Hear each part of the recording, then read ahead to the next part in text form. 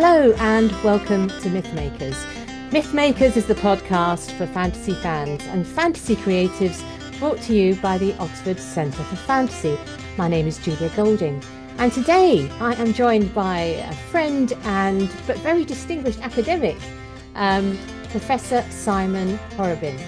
Now, Simon is the Professor of English Language and Literature at Magdalen College. Simon, are you talking to us from Magdalen College? Because your background does look very, worthy of Magdalen.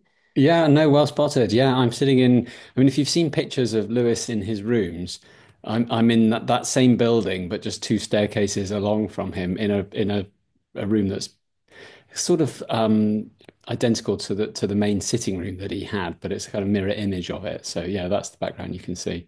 So if you're listening to this rather than watching it, there's a beautifully decorated panelled room behind without the smoke stains, which I imagine would have been in, in Yeah, yeah, Lewis's room. you can't And get away with that here now. yeah, every big Oxford, it's called the New Building, which means it's extremely old. And one way you look out on the rest of the college, and the other you look out on the deer park. But perhaps we might touch on that a bit later. The reason why Simon is joining us today is because he has just published with the Bodleian Library Publishing Service a wonderful book called C.S. Lewis's Oxford. And it's very much a title that says what it does in the book because it's all about C.S. Lewis's long history of living in Oxford. But let's start with you, Simon, because you are actually holding the same position in the college as C.S. Lewis held. So, yeah, big shoes to fill. How did you come to be interested in C.S. Lewis? I was wondering about this, having sort of known you for a few years now. I was wondering if it's because you're, in the same role, or was it through your academic career because you teach in a very similar area, the students coming to Oxford now, or maybe as a child you read Narnia and went through the wardrobe. Which is it? It's actually all of those things. But I suppose it starts with reading the Narnia books as a child. I still have the copies that I read, back when I was, I guess, 10 years old. And that was my introduction to C.S. Lewis. But then sort of slightly less um, sort of it, in a slightly more unusual way of getting into him, I suppose the next things I read were The Allegory of Love, The Discarded Image, which is still one of my favorite Lewis books today because it's such a great introduction to medieval and Renaissance literature. And I was read those when I was a student. And so I already knew Lewis quite well by the time I came to work here at Magdalen. But of course, you can't, sit in the new building and walk around the college without getting more interested in Lewis and being acutely conscious of his legacy. And also when I arrived, people like the C.S. Lewis Society would write and ask me to come and give a talk. And I remember the first time they did, wrote back and said, I don't really know very much about C.S. Lewis. So I thought I better find out.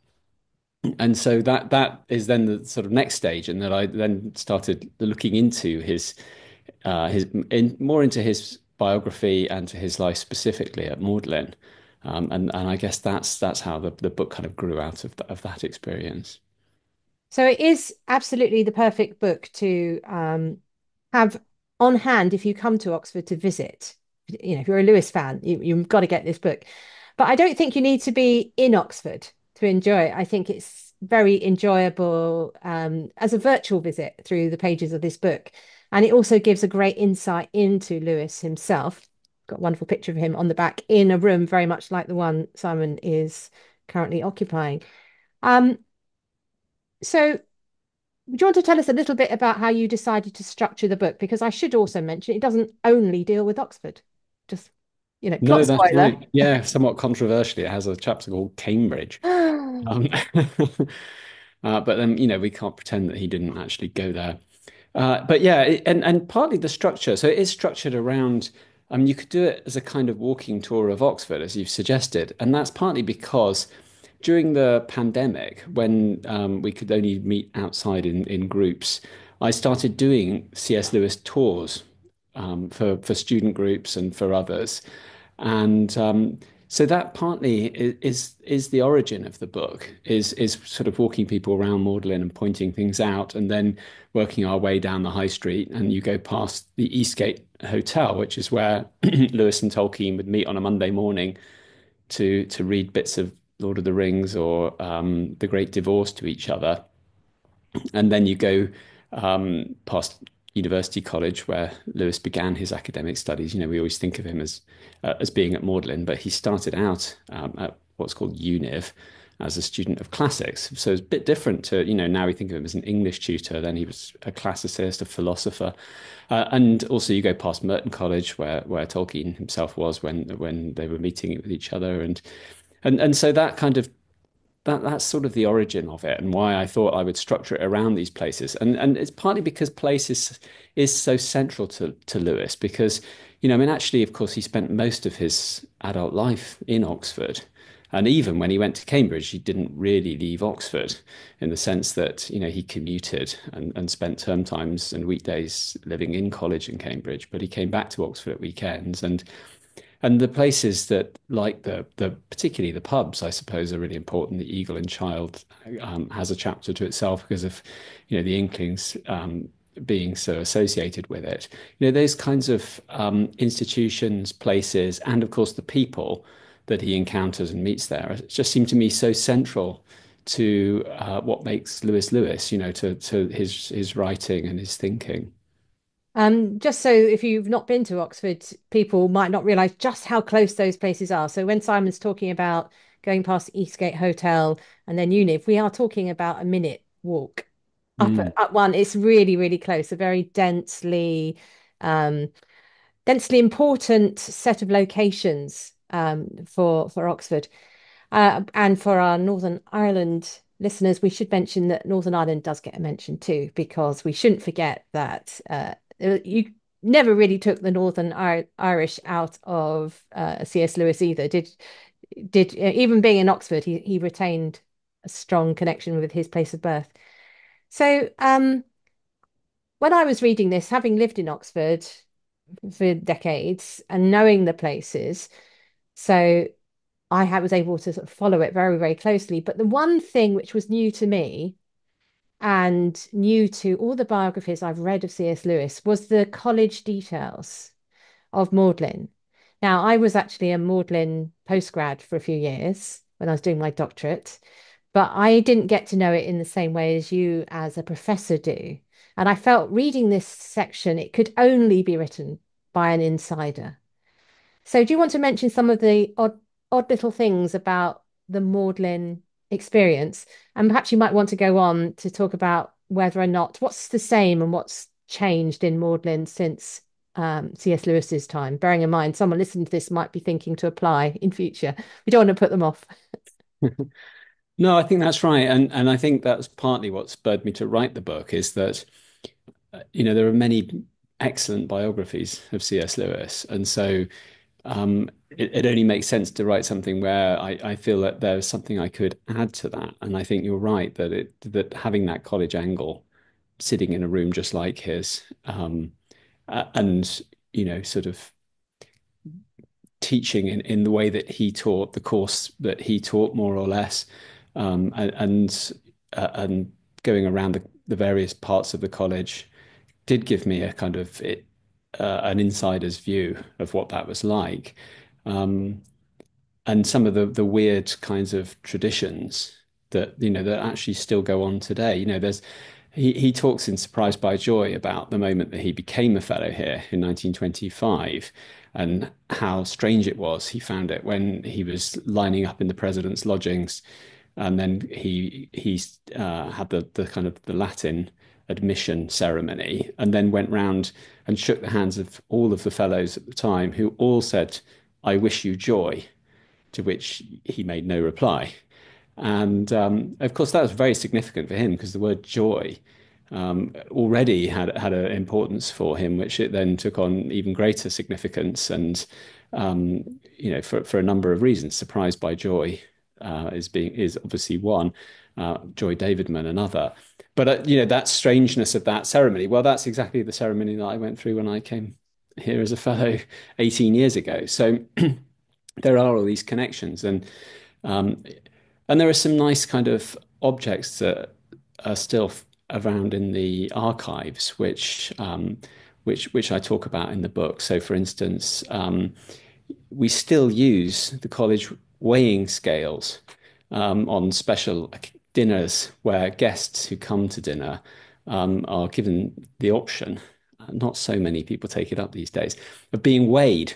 I don't know if that was active in your day, Julia, but Well, I was having a child at the time, right, having my okay, daughter Lucy, so I was having enough weighing at the right, yeah, educational yeah, clinic. Yeah. yeah, because it is something that happens at graduate dinners. But yeah, so he appears in the college weights book. Somewhat unfortunately for Lewis, he appears sort of early on in his time here at Magdalen, and then just before he left for Cambridge in 1954. So you can exactly work out how much weight he put on during during the Cruel. period he was here. So there's that kind of thing. There's also the college betting book, which again is still active in the SCR, where fellows might fall out over some sort of abstruse fact and decide that because they can't decide who's right, they're going to stake a bottle of port on the outcome of it. And there's an entry by Lewis in the college betting book where he's had a wager with C.E. Stevens, the ancient history tutor, about whether the word eros appears in Homer's Odyssey, and they stake a bottle of port on the outcome. And of course, Lewis turns out to be the correct and wins the bottle. But these kind of quaint traditions that are still active today, but we can sort of trace them back to Lewis's day and see him taking part in them. I think the Um, thing to emphasis really emphasizes how masculine the environment was yeah, in his day compared to now. I mean, obviously, I was there years ago. It would changed. I don't know when it went mixed in the 80s, maybe. When did in the 70s. But yeah, 70s? exactly what I was going to say is that the big change between Lewis's day and today is, I think, the admission of women. This was a very exclusively male world in Lewis's time. Although one of the things that I found which had surprised me really was how many female students he taught. And that's partly because going through the archives of a number of the women's colleges, I found references to him being paid for tuition or writing reports on students. And that was particularly during the Second World War, where lots of the male students, of course, were not here, but also, before that as well. So, although it was particularly a male-dominated world, there were women students in the college, in the ladies' colleges, and they did come in pairs rather than singly, because, of course, Lewis, they needed to be chaperoned, and um, but he did actually teach women as well. You have a chapter on Somerville College, and you mentioned Dorothy L. Sayers. So Mm. I think one of the things that strikes me about C.S. Lewis, compared to Tolkien, who often people say there's a lack of women in Tolkien's, well, The Hobbit and Lord of the Rings, I think, rather than the Silmarillion. Um, you don't see the same thing so much in the Narnia stories, where you've got girls as heroes as well. Mhm. And I think with the what you're saying about the contact with female students, but also his home life. I don't know if you want to say a little bit about Headington, which um, is now a suburb of Oxford. So people would refer to it in the same breath as Oxford, but back in the day would feel like more of a countryside destination where he had his house, the Kilns. But he lived in a house of women. Yeah, that's right. I mean, again, also, then we think of it as a suburb and quite a well-to-do suburb of Oxford. And when Lewis began living in Headington with Mrs. Moore, before they bought the kilns, it was striking to me what a kind of transient life they led, sort of subletting individual rooms with Lewis sleeping on the sofa. And it was really quite a primitive existence to begin with. And then, of course, in 1930, they bought the house that Lewis then lived in for the rest of his life, which was as you say, really quite a sort of rural kind of countryside location with a huge grounds, which is now what's called the C.S. Lewis Nature Reserve.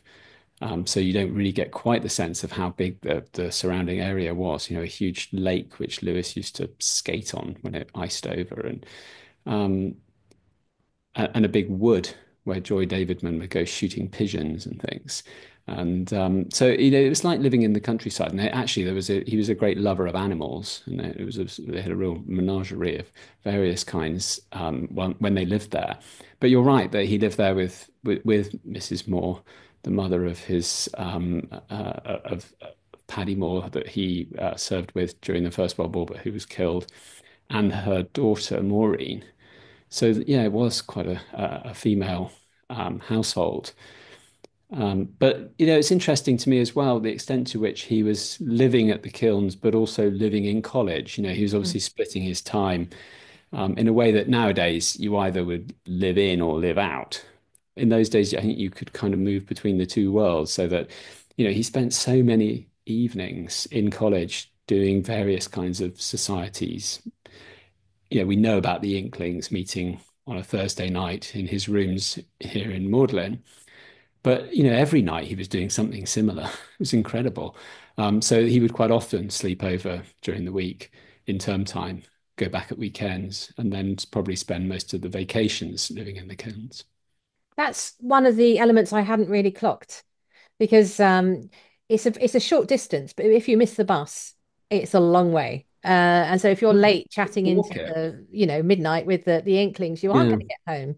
Tolkien could always cycle back home because his house was in the sort of central Oxford itself. But Lewis, of course, he would have to stay over. One of the things that you reminded me of when I was reading it is how when Lewis starts his academic career in the 20s, well, coming out of the war, actually, he's considering himself, his ambition is to be a poet. And that's really what he wanted to excel at. And you have a beautiful poem about Oxford. I don't know if you want to read a little bit, if you've got it to hand, Sure, of yeah. I've that. got it here in my copy because I printed it at the beginning of the book.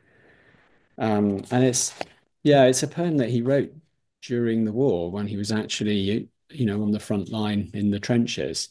And I find it very poignant because he, of course, started his Oxford career in April 1917, so during the war, but he didn't really ever get properly started.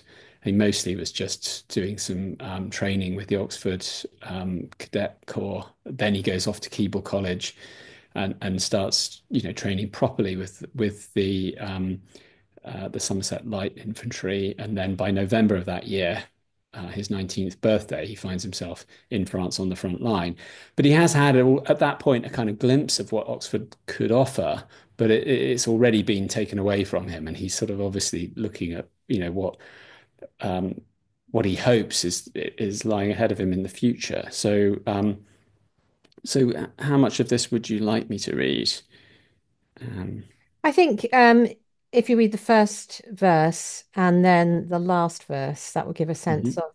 of his relationship to Oxford. Okay. It is well that there are palaces of peace and discipline and dreaming and desire, lest we forget our heritage and cease the Spirit's work to hunger and aspire. She was not builded out of common stone, but out of all men's yearning and all prayer that she might live eternally our own, the Spirit's stronghold, barred against despair. So in a way, Oxford is everything the war isn't. You know, Exactly. yeah. Yeah. So it's a very important place to him. This is before he was obviously had his conversion. It's a spiritual experience for him being in Oxford, in a non-Christian sense. But obviously that then got even more special when he became a Christian in, was it 31, 1930, 1931, Yeah. as a result of meeting people here. So when you were doing your research, it sounds like you've been snooping around all the archives of all the Mhm. colleges. Is there anything that really surprised you, or an odd little thing that you found out that you had no idea had gone on at the time?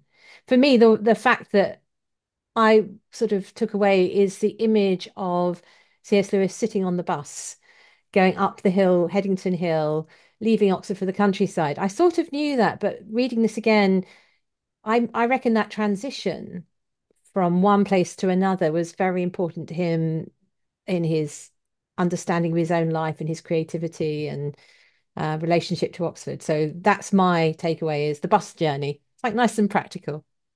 Well, and of course, there's a moment in Surprised by Joy where he talks about that Mm. exact bus journey, isn't there? I mean, and you think of it as such a kind of quotidian, sort of ordinary kind of experience. But for Lewis, quite often those are the moments where he has these great spiritual insights when he talks about, suddenly I found myself having to confront the reality of, whether to, well, and again, interestingly, in quite Narnian terms, he says, I needed to decide whether to open the door or leave it closed. It's a moment of sudden crisis in his deciding whether to accept the Christian faith or not. It happens on that bus going up Headington Hill. So I think that is a significant feature of his life.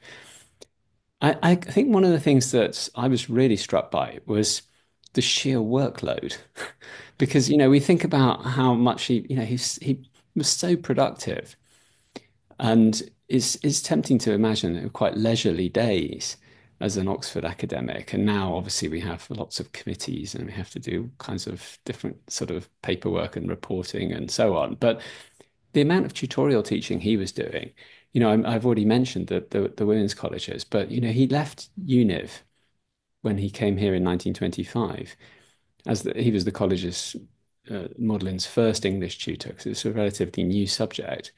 And he carried on teaching the English students at UNIV for the next kind of at least 15 years, alongside all of those students here at Magdalen. And also he was teaching at New College as well as at the ladies' colleges.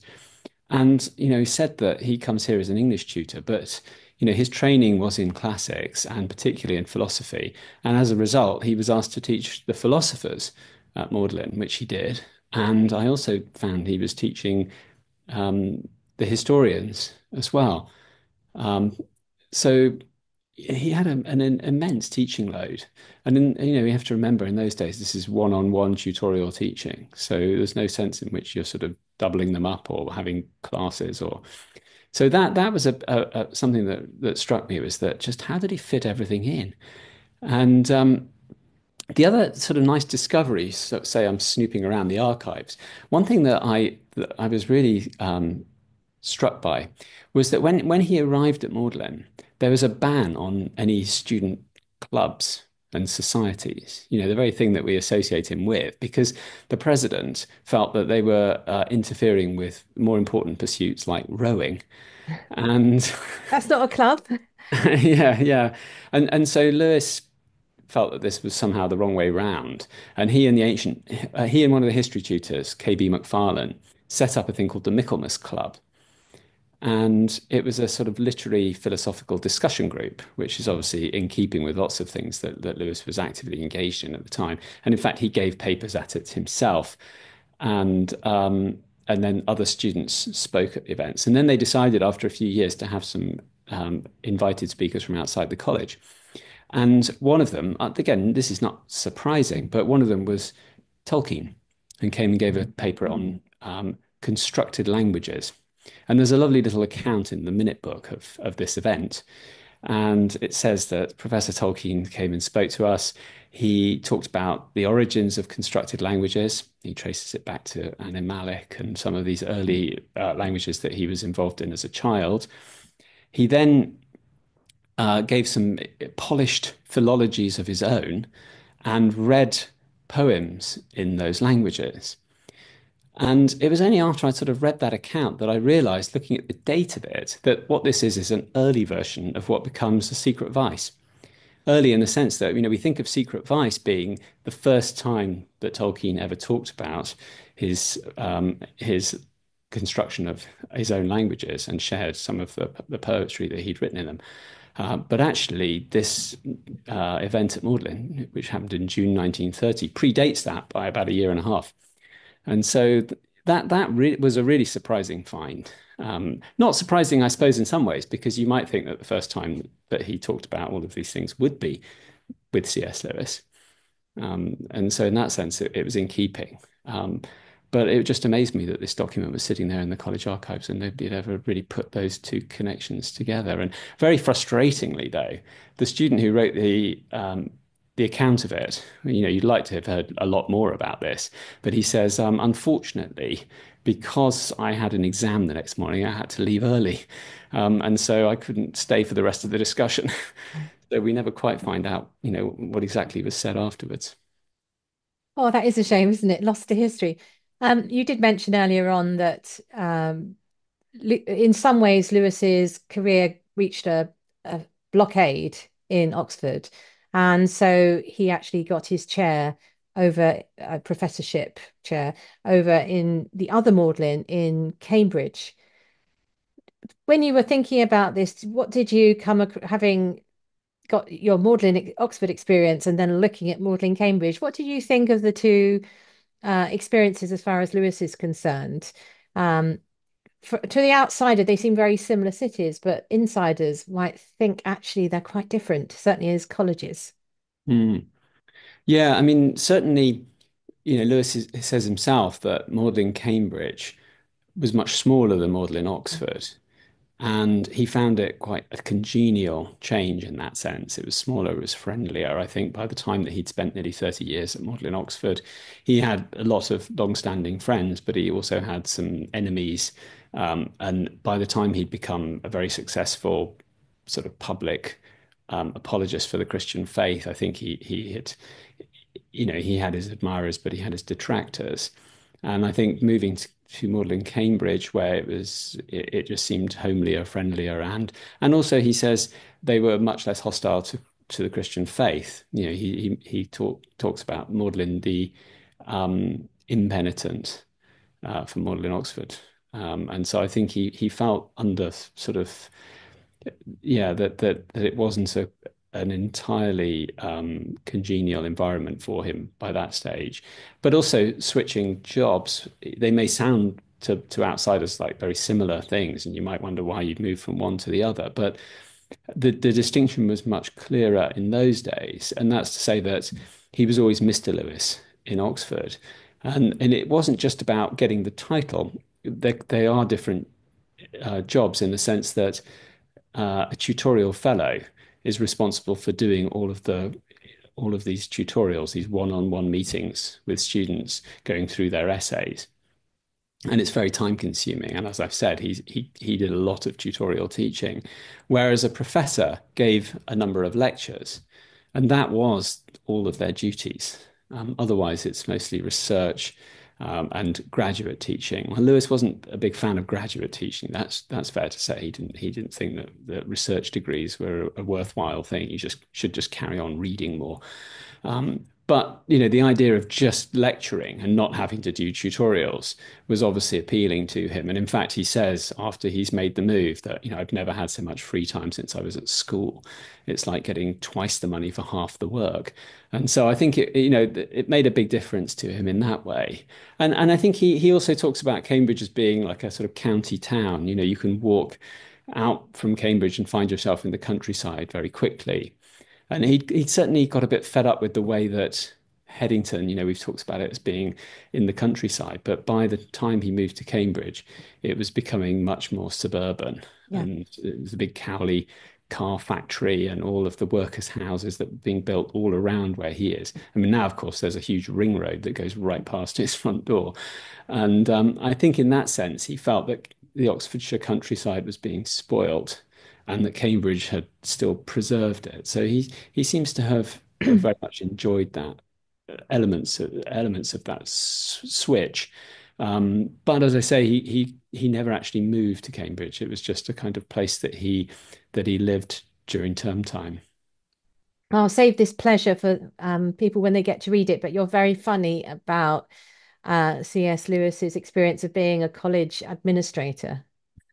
He takes so what's the name of the role that he took on at the goodness of his heart and was hopeless at? Yeah, the vice president. There we go. I found that very funny. He was completely in above his head, Yeah, but being very sort of responsible. He felt he had to do it when his admin wasn't his skill, no, and I love wasn't the his fact that when he superpower. goes to Cambridge, And they suggest, because one of the duties of a professor is that you are required to take on the duties of head of department if you're asked to do it. And so immediately they ask him to do it. And he says, no, no, no, this has been tried before. It was a disaster.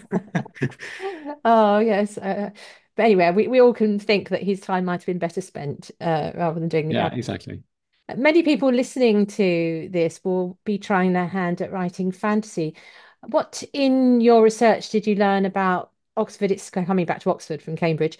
What did you learn about Oxford infiltrating into his fantasy imagination? Because you and I both know, walking around Oxford, you'll hear the tour guide saying, "Ah, yes, and this little carving here definitely inspired the faun, and this one inspired Aslan, and so on." Was there something else that you found in Oxford that was feeding into his fiction? Yeah, it's interesting, isn't it? Because actually, having just been talking about Cambridge, I mean, Oxford's full of fantasy writers in the past and present, but is Cambridge? I don't know. You probably know better than me, but It's I got don't quite a few think. poets, and the Yeah. current generation is a lot of nature writers there. Robert Hmm. Macfarlane, I think, is based there, isn't he? Yeah, got But quite it a lot of doesn't have quite creativity. this, and scientists, with Newton and Cavendish um, labs and things. So, but they don't have the Yeah. hotspots of Lewis Carroll, C.S. Lewis, No. Tolkien, Diana Wynne Jones, Philip Pullman, and so on. So Yeah. one thing You, Cambridge will have to cede to Oxford, I think. exactly. And it does make one wonder, what is it about Oxford that's so conducive to fantasy writing? And there's that lovely essay by Philip Pullman where he sort of suggests that maybe it's something to do with the fog coming off the rivers that have this kind of solvent effect on reality, and or the gargoyles coming down at night from New College Tower and having a fight with the gargoyles from Magdalen, and all of this. And it is tempting to think that, the buildings, the place, inspire much of this kind of fantastical imagining. And I walked past that little doorway the other day in St Mary's Passage, where you always see a group of tourists, and so I sort of listened to see what they were saying, and it is that standard story always that Lewis is coming out of the church and he sees the doorway and there's the faun and there's the lion's head and so on. But the reality is, of course, that the actual images that lie behind the Lion, the Witch, and the Wardrobe, Lewis tells us, go back to when he was a school child. And he had the image of a faun in a wood, surrounded by snow, holding some brown paper parcels. So, I think I don't think we can actually sort of, there are lampposts all over Oxford that we want to claim as being the original for Lantern Waste and so on. But I think we're probably going about it the wrong way, looking to find a specific landmark or something that's influenced Lewis. Although, of course, walking around Magdalen and seeing all the stone statues of these strange mythological beasts, you can't help but think of, oh, is it the White Witch that's turned them to stone? And, it's the white stag that we currently have in the deer park and so on. There's so many Narnian touch points in Oxford. But I suppose the conclusion I came to, having sort of thought about all these things, is that actually what really links Oxford with Lewis's fantastical worlds is the literature that he was reading as part of his studies and teaching as part of his academic job, because of course Narnia in particular is so influenced by such a huge variety of literary works, especially classical and medieval ones, in which he was completely immersed. And so that seems to me to be key to it. And also the fact that he came into contact with people like Tolkien, who were also interested in the same thing, and that they had the libraries that sort of furnish them with these books, but also places like colleges where they could meet in the SCRs and at high table dinners, or the pubs like the Eagle and Child and the Eastgate where they could sit and talk. Um, that's really what I think Oxford is doing. It's providing the people and the place within which they can sort of come together and feed from each other's shared interests and respond to each other's criticisms and provocations and inspirations and so on. It may be something to do with the historic construction of the English syllabus as well, because the Oxford one sort of gave priority to the early stuff, the Mm, Anglo-Saxon and medieval, which, if you think about it, is largely fantasy stories. yeah, Whereas Cambridge, certainly towards the end of his life, is all caught up in the debates about literary criticism and how you read texts, much more a sort of philosophy of criticism interest there, which is antithesis of interest in story. And yeah, so I sometimes wonder if it's yeah. that's also going on. Yeah, I think that's a really good point. I mean, I think Lewis found that when he moved to Cambridge that, and of course, Anglo-Saxon isn't part of English studies at all in Cambridge. It's Yeah. part of a different department, Anglo-Saxon, Norse, and Celtic. And I think that Lewis found odd. And also, yeah, the study of what he calls literary criticism with the biggest possible capitals for both words, which, I think he didn't have a lot of time for that kind of theory. And that was very much at the forefront in Cambridge. So I would agree with that. And the sort of the submersion in, I mean, story is exactly what Lewis is all about, Mm. isn't it? Like that's it. If he is interested in theory, it's in what makes a good story. So yeah, I agree. So, if you're thinking of a good Christmas gift for a C.S. Lewis fan in your life, or to put on your own list, C.S. Lewis's Oxford is definitely well worth a look. It's beautifully produced, lots of pictures, which I always love, really beautiful ones. So I highly recommend it. And we'll put a link in our show notes so that you can click your way through to finding it. So, Simon, thank you for your time. But just before we send you back into teaching your undergraduates, um, we always end with where in all the fantasy world is the best place for something. We've gone to the best pub, we've gone to, uh, and we've been different kinds of people, like best assassin, that kind of thing. But I thought, in honor of C.S. Lewis, we should have where is the best place to go through a wardrobe, which is slightly different because our wardrobe doesn't just go to Narnia. It can go to any fantasy world whatsoever.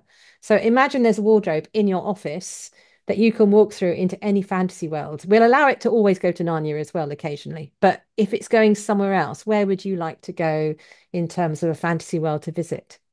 As a professor of English language and literature. It's going to sound a bit predictable, but I would want to go to Middle Earth, Ah, well, specifically for the reason you've just given, because of course, so much of that is, again, like Lewis, like Narnia, built out of medieval, but particularly sort of philological um, things that I'm interested in. So, I mean, the sort of, the fact that Orthanc comes out of Orthanc enter Yeweorc, the cunning work of giants from an Old English poem, makes me just want to go and see it. And so it's those specific connections, and also the fact that, the riders of Rohan actually speak Old English. you do well there, wouldn't you? Where's the Theoden Harl? I could converse with them. That would be fun.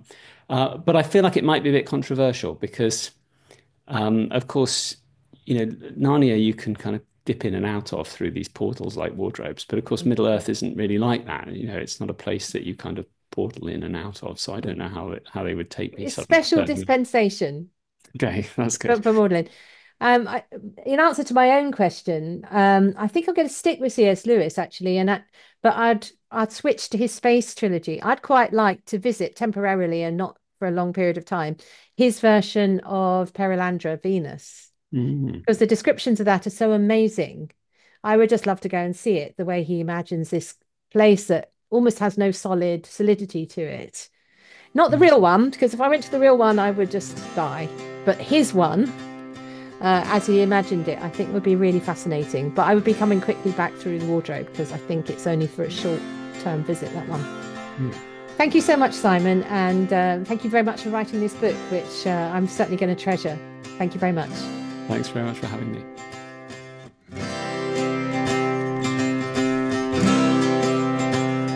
Thanks for listening to Mythmakers podcast, brought to you by the Oxford Centre for Fantasy. Visit oxfordcenterforfantasy.org to join in the fun. Find out about our online courses, in-person stays in Oxford, plus visit our shop for great gifts. Tell a friend and subscribe wherever you find your favorite podcasts worldwide.